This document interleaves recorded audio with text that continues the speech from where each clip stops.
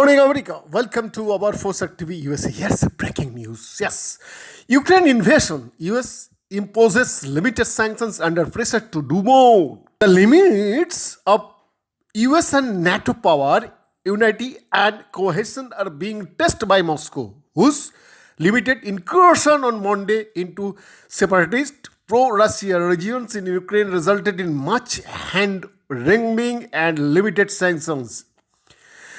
The Biden White House has indicated more sanctions are in the offing, even as it restless over a determination on whether the Russian action constitutes a full-scale invasion of Ukraine, which Washington had warned would result in unprecedented sanctions on an epic scale. No such thing has happened so far. By first recognizing two Russian majority separatist pockets in Ukraine's Donbas region as independent entities, signing a security aid pact with them, and then sending in what he described as peacekeepers. Russian President Vladimir Putin has put the US in a bind on how to move forward.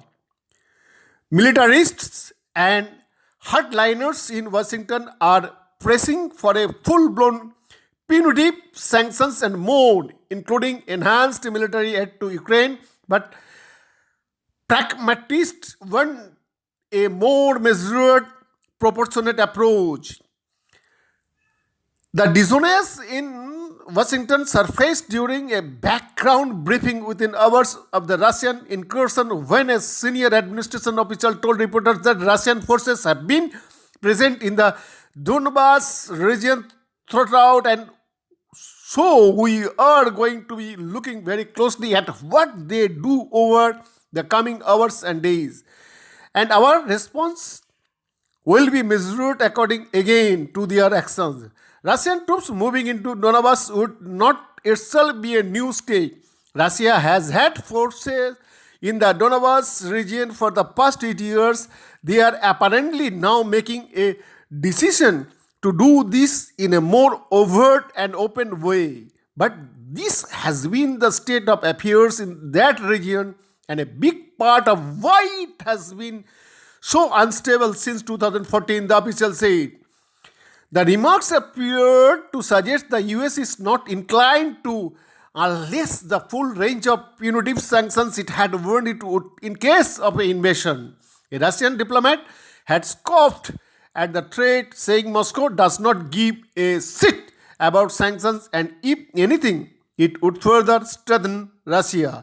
But hardliners, typically outside the government, wrecked about the need to punish Russia more severely. This may be a Churchillian movement for at the rate POTUS.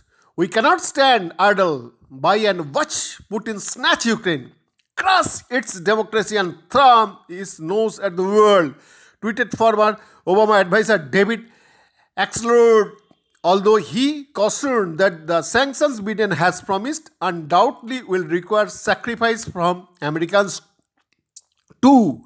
That concern also appears to be constraining some of Washington's NATO allies who fear an energy crunch if the situation worsens.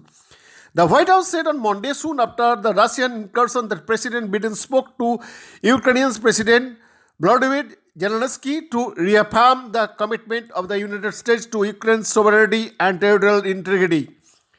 President Biden strongly condemned Russian President Putin's decision to purportedly recognize the independence of the so-called DNR and LNR region of Ukraine. He updated President Zelensky on the United States' response, including our plan to issue sanctions, reiterated that the US would respond swiftly and decisively in lockstep with its allies and partners. So, to further Russian aggression against Ukraine, a White House readout of the call said.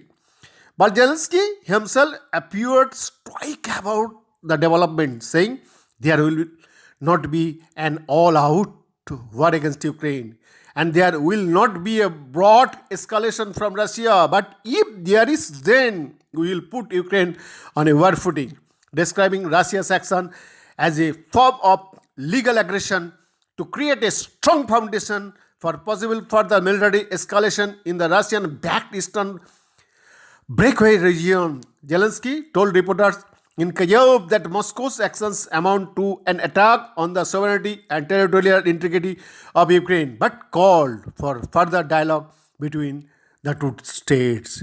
Beyond the report for Shakti USA.